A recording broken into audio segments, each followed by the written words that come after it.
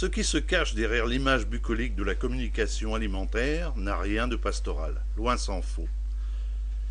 De la semence au supermarché, quelques entreprises dominent, contrôlent et dirigent notre alimentation, qu'ils entendent bien industrialiser autant que faire se pourra.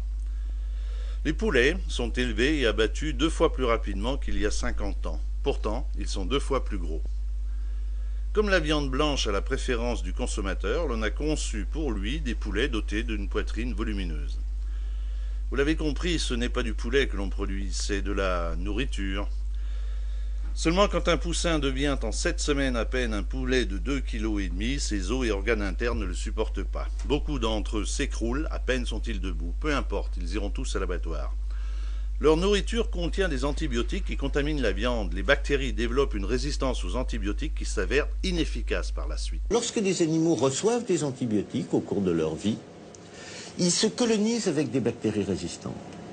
Et ces bactéries résistantes, au moment de l'abattage, elles peuvent disséminer et contaminer des produits issus de l'élevage.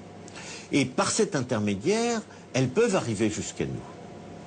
Alors, il y a donc un lien très fort, et bien démontré maintenant, entre la résistance des bactéries dans les élevages et l'arrivée de ces bactéries résistantes. L'antibiorésistance frappe régulièrement. Et maintenant, il y a régulièrement, toutes les semaines, on peut dire, des patients avec des bactéries très résistantes.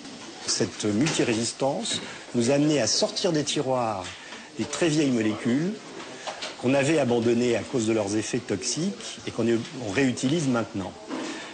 Le problème, c'est qu'il y a une toxicité.